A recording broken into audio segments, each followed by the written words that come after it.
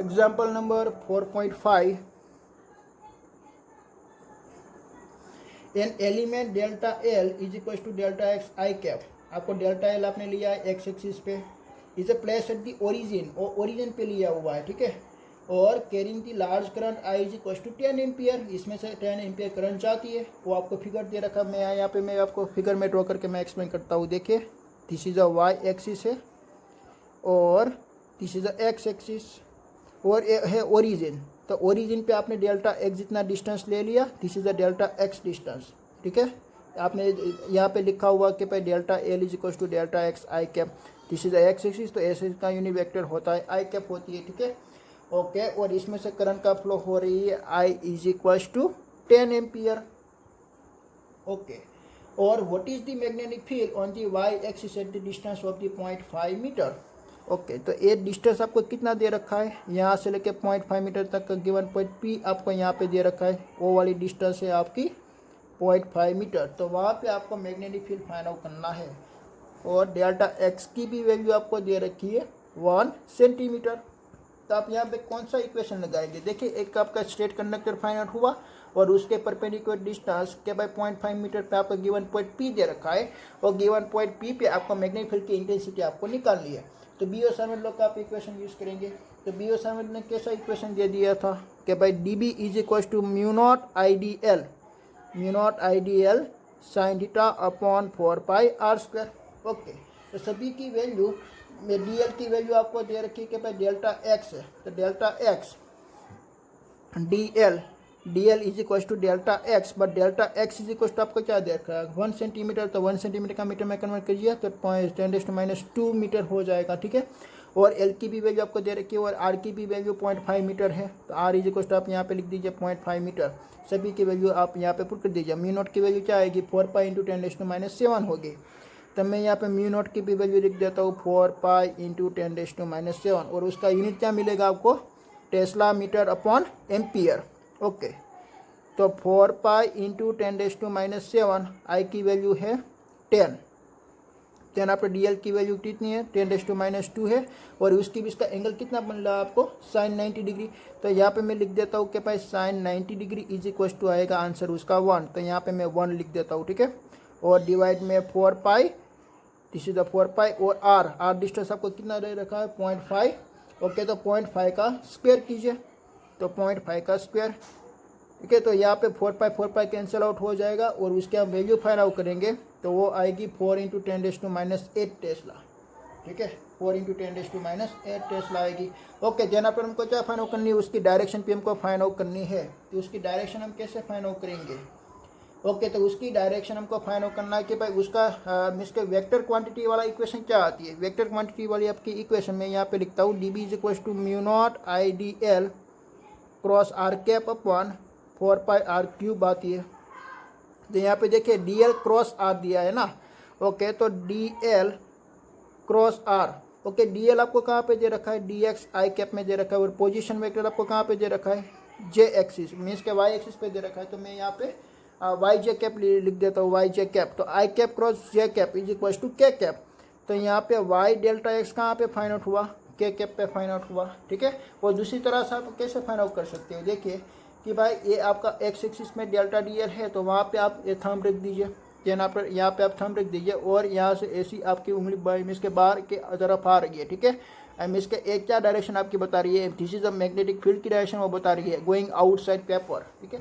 Okay, तो वो कहाँ पे आ रही है, this is a Z axis, this is a Y, this is a X, so that this is a Z axis. तो यहाँ पे के कैप आपको मिल रही है, और आप वेक्टर प्रोडक्ट से भी आप फाइंड आउट कर सकते हो। ओके भाई, I cap cross J cap is equal to आएगी K cap.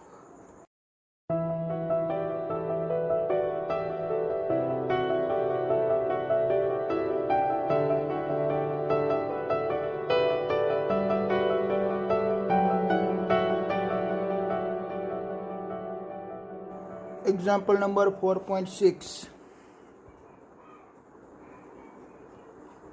A straight wire carrying a current of 12 ampere is bent into the semicircular arc of radius is a 2 centimeter has shown figure.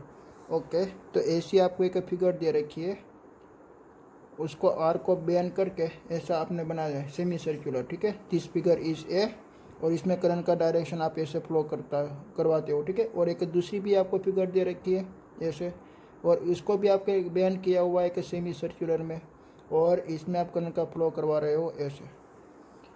Okay, पहले तो आपको given data लिखना चाहिए कि भाई given data आपको क्या दिया हुआ है। गिवन डेटा मीन्स कि आपको current I is equal to 12 ampere दिया हुआ है, और देन आफ्टर ये जो सेमी सर्कुलर है तो उसकी आर्क की मीन्स के जो रेडियस होती है यहाँ से सेंटर से लेके इतना distance, this is known as a radius, and radius आपको दिया हुआ है R is equal to 2 centimetre, और सेंटीमीटर में है तो आपको उसको कन्वर्ट करना पड़ेगा मीटर में।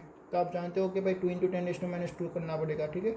ओके, तो फर्स्ट ऑफ ऑल आपको क्या फाइंड आउट करना है, what is the magnetic field due to the straight segment. तो स्ट्रेट सेगमेंट के लिए वो मैग्नेटिक फील्ड कितनी फाइंड आउट होगी। स्ट्रेट सेगमेंट हम किसको बोल सकते हैं, ए वाला स्ट्रेट सेगमेंट है, देन आफ्टर ए बी वाला स्ट्रेट सेगमेंट है, ठीक है। ओके, तो आपको कहाँ पे फाइंड आउट करनी है magnetic field due to the straight segment, आपको एक सेंटर में आपको फाइंड आउट करनी है। ओके, तो सेंटर वाला मीन्स के मैं पॉइंट सिलेक्ट कर देता हूँ ओ। ओके, तो यहाँ से स्ट्रेट कंडक्टर आइडियल भी यही डायरेक्शन में होगी और पोजिशन वेक्टर भी यही डायरेक्शन में होगी। तो आप यहाँ पे क्या लिख सकते हो कि भाई DL cross R position vector का आंसर क्या आएगा 0, तो आपकी मैग्नेटिक फील्ड क्या फाइंड आउट होगी 0 फाइंड आउट होगी, ठीक है। ओके, बी देखिए, in what the way the contributions of the B is the semicircular offer from the circular loop and the what y is the resemble। Okay, तो then आपको एक arc के लिए आपको मैग्नेटिक फील्ड अपनी निकालनी है। तो आप ऐसा मान लीजिए कि भाई ये आपका जो सर्कुलर रिंग है वो सेमी सर्कल नहीं है, वो पूरी के पूरी एक मिस के आपको दे रखी है, एक पूरी के पूरी सर्कल आपको दे रखी है, ठीक है। तो उसकी मैग्नेटिक फील्ड का इक्वेशन क्या आती है, μ0I/2R। एक सर्कुलर रिंग की सेंटर में मैग्नेटिक फील्ड का इक्वेशन आती है μ0I/2R, बट यहाँ पे आपको हाफ दे रखा है, तो आप क्या लिख सकते हो, आप यहाँ पे लिख सकते हो 1/2 इंटू μ0I/2R। वो कैसे, देखिए कि यहाँ पे नंबर ऑफ टर्न्स कितना है, नंबर ऑफ टर्न्स पहले तो 1 भी कंप्लीट नहीं है, तो मैं ऐसा भी इक्वेशन बना सकता हूँ कि भाई आपके पास मैग्नेटिक फील्ड होती सेंटर वाला इक्वेशन क्या था, B is equal to n μ0I/2R, this is the radius, R is the radius. Okay, number of turns हमको निकालनी है ना। ओके, तो नंबर ऑफ टर्न्स मीन्स के आप 1 नंबर ऑफ टर्न्स आप कब कहलाएंगे कि भाई 360 जब आपको एंगल दिया हुआ होगा तब उसका नंबर ऑफ टर्न्स आपका 1 होगा। देन आफ्टर यहाँ पे कितना एंगल दे रखा है 180, तो 180 पे हाउ मच। ओके, तो आप क्या लिख सकते हो यहाँ पे 180/360 सो दैट 1/2, तो n इज इक्वल टू आपको क्या मिला 1/2, तो यहाँ पे b इज इक्वल टू आप क्या लिख सकते हो 1/2 μ0I/2R। ओके, तो मीन्स के सभी की आप वैल्यू पुट कीजिए, यहाँ पे μ0 की वैल्यू है 4 pi × 10⁻⁷ और करंट की वैल्यू है 12 एम्पियर, एंड देन आफ्टर यहाँ पे 2 × 2 सो दैट 4, और रेडियस आपको दे रखी है 2 सेंटीमीटर, बट उसको आपको मीटर में कन्वर्ट करनी है, तो 2 × 10⁻² हो जाएगी, 2 × 10⁻²। ओके, और उसका आप आंसर फाइंड आउट कीजिए, तो उसका आंसर आएगा 3.14 × 6 × 10⁻⁵, सो दैट 18.8 × 10⁻⁵ टेस्ला आएगा, ठीक है। This is the magnetic field B. Okay, then after सी देखिए, will you answer be the different if the wire where is the bend into the semicircular arc of the same radius but is the opposite way shown in the figure। Okay, तो पहले आपने bend ऐसे किए थे, then after आपने bend एक जो B figure में आपको दिए हुए ऐसे आपने किए हुए हैं, तो उसमें मैग्नीट्यूड का कोई भी चेंजेस नहीं आने वाला है, बट उसकी डायरेक्शन चेंज होगी। तो यहाँ पे उसकी डायरेक्शन क्या आएगी, देखिए कि भाई आपको थंब ऐसे रखनी है, आपकी थंब ऐसे रखनी है, तो यहाँ पे डायरेक्शन उसकी मैग्नेटिक फील्ड की डायरेक्शन आएगी गोइंग इनसाइड, यहाँ पे आएगी गोइंग इनसाइड। देन आपको यहाँ पे क्या आएगी, आपको थंब ऐसे रखनी है, तो आपको मीन्स के फिंगर यहाँ पे ऐसी आउटसाइड डायरेक्शन में मिलती है, तो यहाँ पे आएगी डॉट प्रोडक्ट आएगी, ठीक है। यहाँ पे डॉट होगा कि मीन्स के आपकी मैग्नेटिक फील्ड लाइन यहाँ पे आउटसाइड जा रही है और यहाँ पे मैग्नेटिक फील्ड आपकी इनसाइड जा रही है, तो उसका भी आपको सेंटेंस लिखना पड़ेगा डायरेक्शन के रिगार्डिंग। डायरेक्शन एज पर right hand rules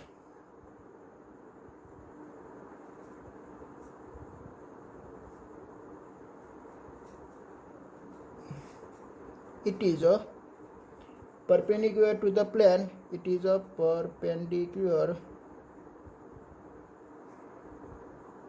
to the plane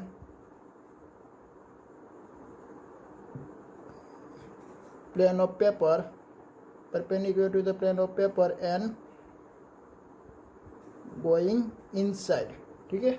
और इसमें क्या आएगी, coming out from the plane of paper आएगी। मैं बी की मैं बात कर रहा हूँ, ठीक है। बी की डायरेक्शन आएगी गोइंग आउट, कमिंग आउट, ठीक है। तो मैं यहाँ पे लिख देता हूँ कि भाई coming out from the plane of paper, okay, ऐसी उसकी डायरेक्शन आएगी, ठीक है। इन दोनों में ऐसा ओनली फॉर डायरेक्शन का ही चेंजेस होगा, बट मैग्नीट्यूड का इतना ही रहेगा, 18.8 इंटू 10⁻⁵ टेस्ला ही रहेगा, ठीक है।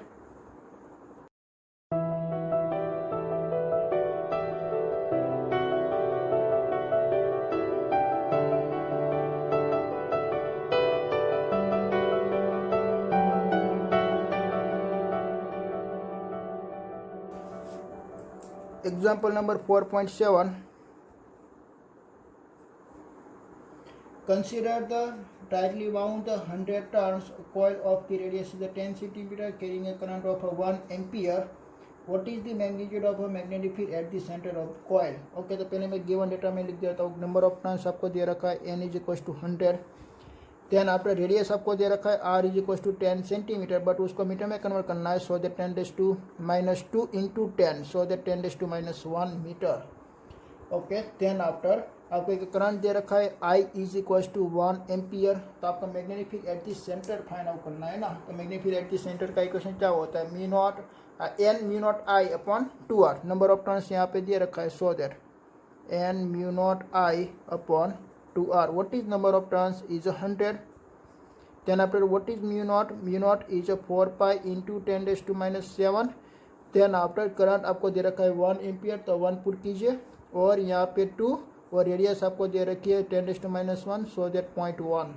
ओके, तो यहाँ पे आपकी बी की वैल्यू फाइंड आउट होगी 6.28 इंटू 10⁻⁴ टेस्ला।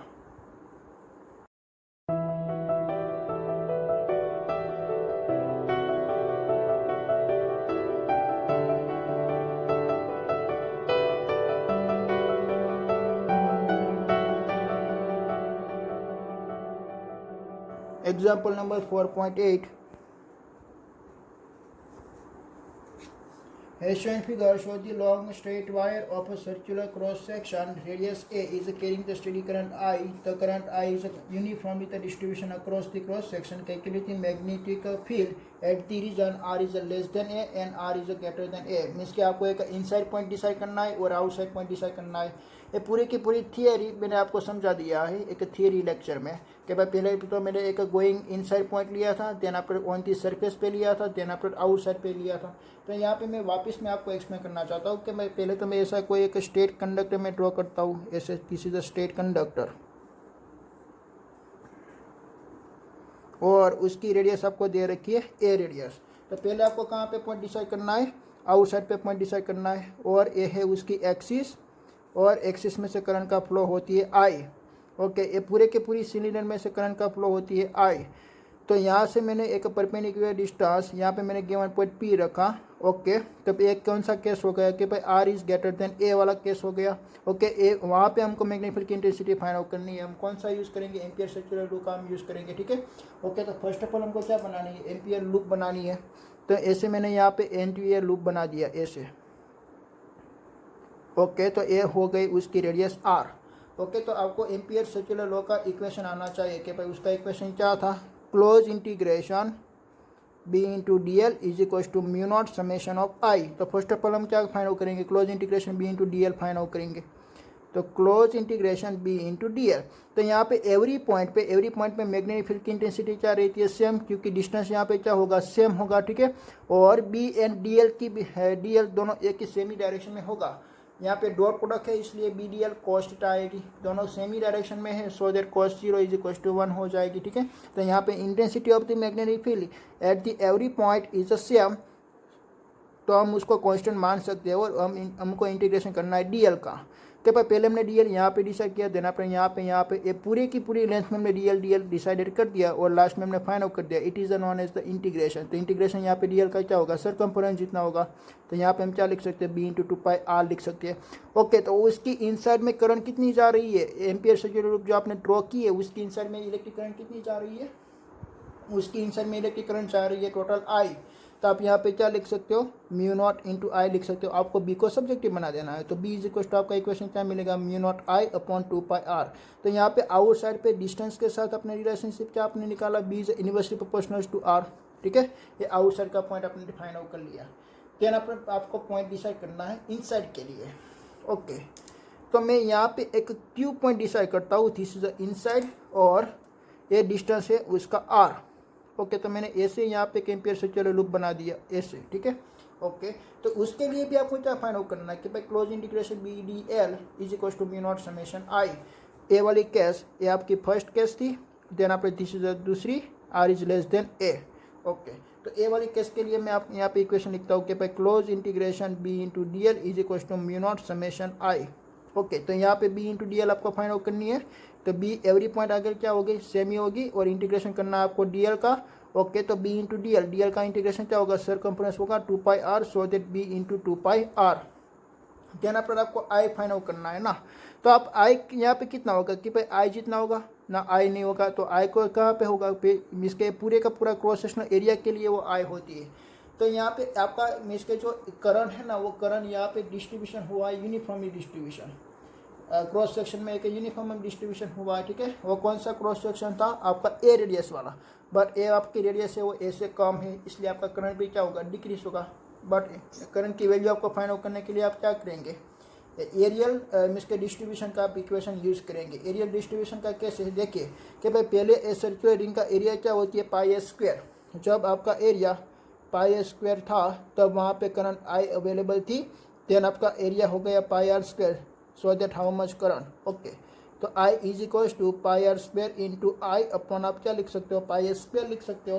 ठीक है, ऐसे उसकी इक्वेशन हो गई। ओके, तो pi pi is a cancel, so that R square upon S square into I, this is a current equation. Okay, तो आप यहाँ पे इक्वेशन में वैल्यू पुट कर सकते हो। ओके भाई, B into 2πr, mu naught का म्यू नोट ये होगा, और यहाँ पे R square upon S square into I, so that R R is a cancel, B को सब्जेक्टिव बना दीजिए, तो यहाँ पे mu naught R I upon 2πs²। ये आगे magnetic field in the inside point, तो इनसाइड पॉइंट पे डिस्टेंस के लिए वो क्या प्रोपोर्शनलिटी मिली आपको, B is directly proportionality are. Okay, this inside point के लिए तो हमको अभी एक ग्राफ भी हम ड्रॉ कर सकते हैं, बी और वेरियस डिस्टेंस के इसका ग्राफ। ठीक है, ओके, तो मैं यहाँ पे ग्राफ ड्रॉ करता हूँ, magnetic field B versus distance R. Okay, तो इनसाइड के लिए क्या आएगी ग्राफ, इसके लीनियर ग्राफ आएगी, because this is the directly proportional to. Okay, this is the linear, then आप मैक्सिमम होगी ऑन दी सरफेस पे, और आउटसाइड पे इनवर्सली प्रोपोर्शनल टू है, तो इनवर्सली प्रोपोर्शनल टू का ग्राफ ऐसे आती है। ठीक है, okay, this inside, this on the surface, and this is outside. Okay, तो आउटसाइड के लिए आप क्या लिख सकते हो, B is inversely proportional to R, then आप यहाँ पे B is inversely proportional to A, and inside के लिए B is directly proportional to R आएगी। तो इनसाइड में क्या होगा कि भाई magnetic field B is directly proportional to R, means के आर इंक्रीज होगा तो बी भी इंक्रीज होगी।